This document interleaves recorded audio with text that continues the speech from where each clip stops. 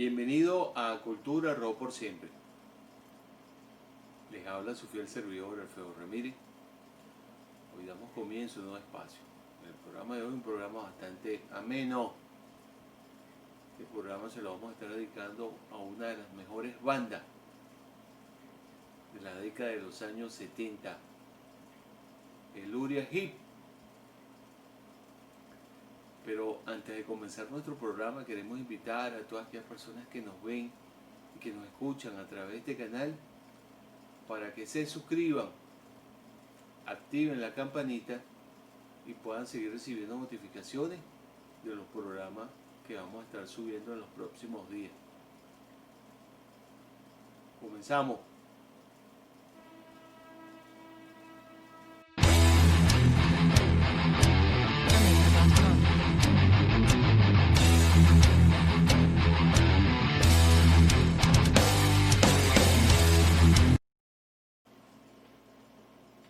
Uriah Heep es una banda que fue formada a mediados de los años 60, en el año 1969. Es una banda británica. Hablar de esta agrupación es hablar de una de las mejores épocas de la música, del rock, que es precisamente la década de los años 70. En su haber, esta agrupación son muchos los éxitos que lograron, triunfaron en el mundo entero. Su música para los días de hoy se escucha hasta en los rincones más lejanos de la tierra. Tienen en su haber tienen cualquier cantidad de producciones discográficas. Tienen 24 álbumes en estudio, tienen 14 álbumes en directo y tienen 14 álbumes recopilatorios. De todas sus producciones discográficas, hay 3 que son las más mencionadas y pudiésemos decir que las que mayor trascendencia y alcance tuvieron en su época. El primero de ellos fue el disco que lanzaron en el año 1972, que precisamente llevó por nombre Demons y Wizards. En el año 1973 lanzaron su primer álbum en directo, que es el Uriah Heep en vivo. Y el tercer álbum que es más mencionado y que tiene mayor alcance es un álbum que ellos lanzaron también en el año 1932 que lleva por nombre Días Mágicos. Esas 3 producciones son consideradas como las 3 mejores de la primera época de esta extraordinaria agrupación. La formación que tuvo mayor alcance, que tuvo mayor impacto y que dejó un legado espectacular fue precisamente el que estuvo conformado por David Byron en la voz líder, Mike Bob el guitarrista, Ken Esley en la guitarra, en los teclados, Gary Tain en el bajo y Lee Kerlaske en la batería. Esa formación fue la que tuvo mayor éxito de toda la carrera de Uriah Heep, porque por el Uriah Heep han pasado alrededor de más de 45 músicos. Son muchísimos los vocalistas y los cambios que han habido. La época de oro de esta agrupación fue precisamente la década de los años 70. En los años 80, en los Estados Unidos fue considerada como una banda de culto, pero en esa primera época el vocalista que realmente llevó a la banda a lo más alto de la cima fue precisamente David Byron, que para mí es uno de los mejores vocalistas de rock de la historia. De verdad que David Byron sentó un precedente y dejó un legado espectacular en el Uriah Heep. Él estuvo desde el año 1969 porque él es parte de los fundadores junto con Mike Bob de esta agrupación hasta el año 1976 cuando es despedido, que precisamente lo despidieron por dos cosas. La primera porque siempre llegaba tarde a las citas y la segunda porque tenía un problema que era aún mayor, un problema mucho más grave, que era alcohólico.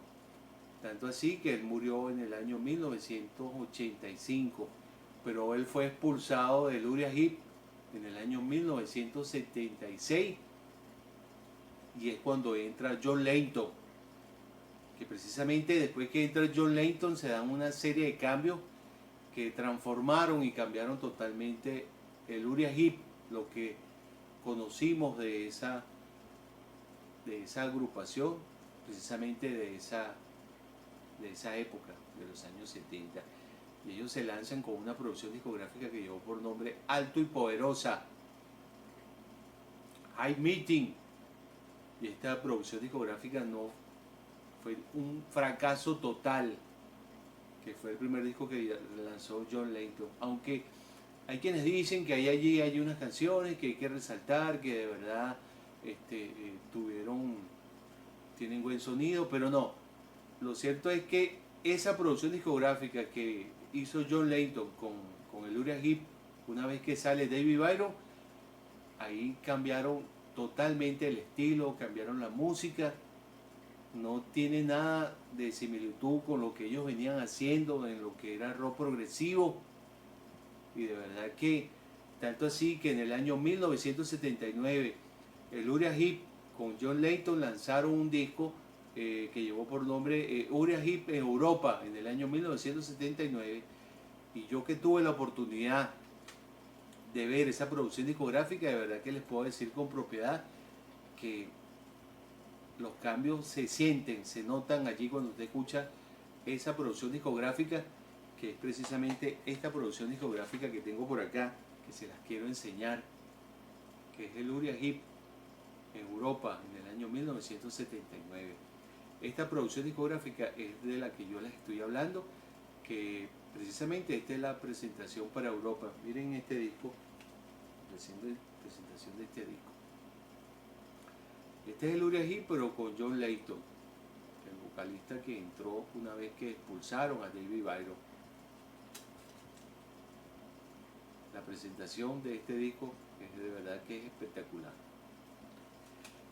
Pero después de allí vamos a hacer referencia a un número importante de producciones discográficas, aun cuando no voy a poder mencionarlas todas, voy a mencionar las que para mí son más importantes y que mayor trascendencia tuvieron en su época.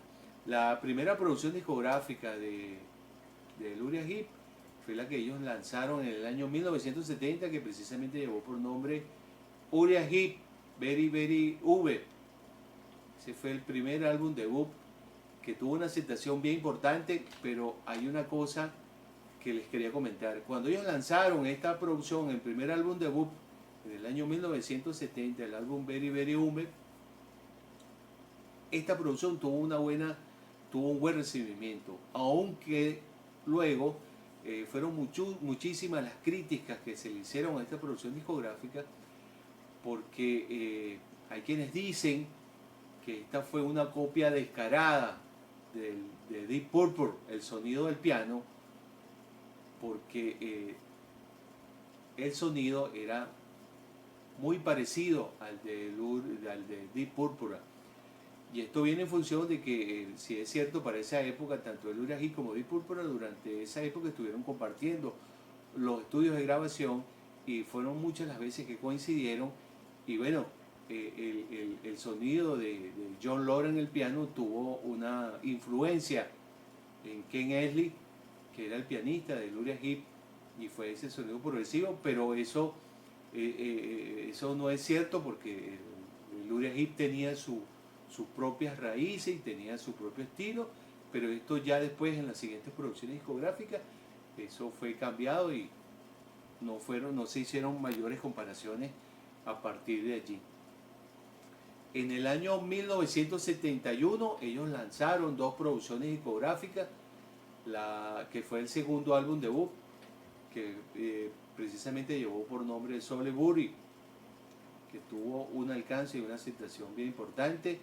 Y en ese mismo año 1971 lanzaron su tercera producción discográfica, que llevó por nombre Locker Yourself, que también tuvo una aceptación bien interesante. En el año 1972 lanzaron su cuarto álbum debut, que llevó por nombre precisamente Demons y Wizards, Demonios y Magos, que está considerada como una de las mejores producciones de Uriah Heep, junto con este álbum que lanzaron también en el año 1972, que es precisamente el quinto álbum en estudio, que llevó por nombre Días Mágicos. Esa producción discográfica también tuvo una aceptación y un recibimiento bien interesante. En el año 1973 lanzaron su sexto álbum en estudio, que llevó por nombre Sweet Freedom. Tuvo una aceptación bien importante. En el año 1973 lanzaron su primer álbum en directo, ese extraordinario disco que hoy recordamos, que precisamente yo estoy seguro que ese fue el concierto, ese disco fue grabado seguramente con el del concierto que ellos hicieron en Budokan en el año 1973. Allí están todas esas canciones que son clásicas para el día de hoy, que todos conocemos, que es la canción Julia Morning, Una mañana de julio, Lady in Black, La dama de negro, Gypsy, Gitana, la canción esta de El viajero del tiempo, La máquina del amor. Todas esas canciones que son clásicas aparecen allí en esa producción. Ese concierto de Uriah Heep del año 1973, me atrevo a decir que es uno de los mejores conciertos de esa época de Uriah Heep, y para mí es una de las mejores producciones que Uriah Heep hizo precisamente en esa primera época, porque en la primera época de Uriah Heep fue donde se hicieron las mejores producciones discográficas. A partir del año 1976, cuando sale David Byron, es cuando se empiezan a dar cualquier cantidad de cambios en la banda, pasan cualquier cantidad de vocalistas. Por allí pasó John Layton, que entró en el año 1976, Peter Guber, el segundo vocalista, que estuvo del año 1983 hasta el año 1985, Steve Fontaine, que estuvo en el año 1986. En el año 1987 es cuando entra Bernie Chapp, que es el vocalista que se mantiene hasta los días de hoy, y la formación que hoy está girando precisamente con el Uriah Heep, que está haciendo gira, esa, donde está Bernie Chapp como vocalista, Mike Bob.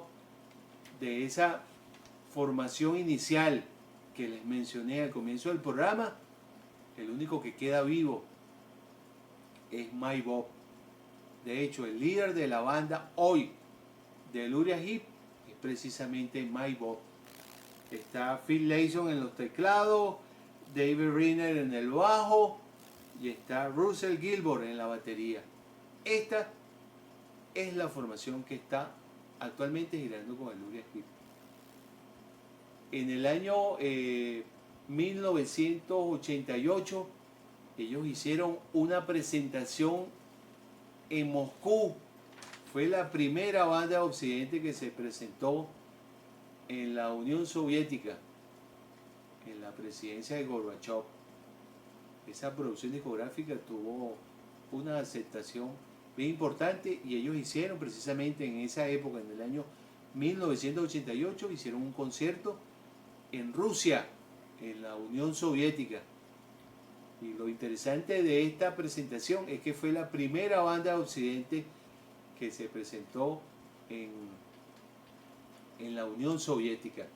En el año 1989 ellos lanzaron una producción discográfica que llevó por nombre Racing Throne el The Silence, que es precisamente la primera producción que ellos lanzaron con Bernie Chapp, el vocalista que había entrado una vez que había salido Steve Fontaine.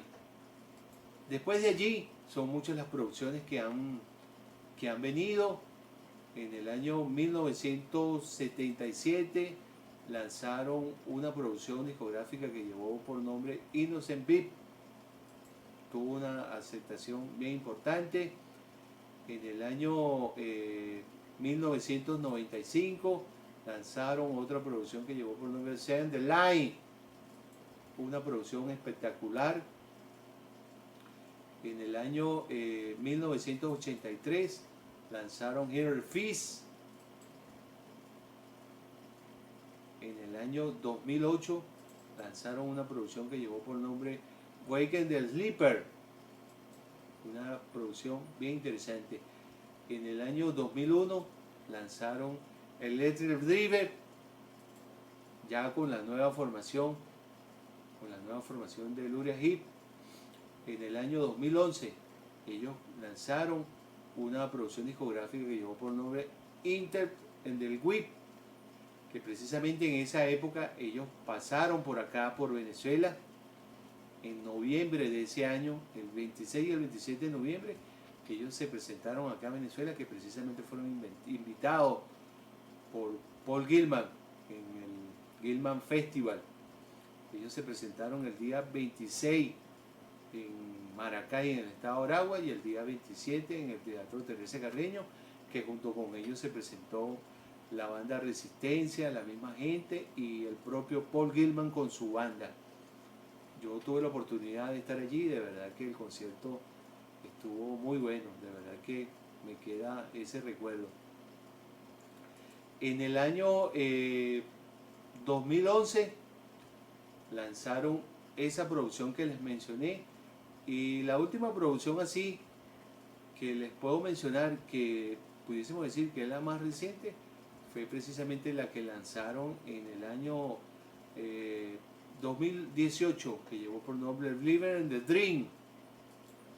Y anterior a esa, una que me faltó mencionar fue la que lanzaron en el 2014, que lleva por nombre Uriah Heep Live en el Concord en el London en el 2014, una producción discográfica bien interesante. David Byron está considerado como uno de los mejores vocalistas de la historia.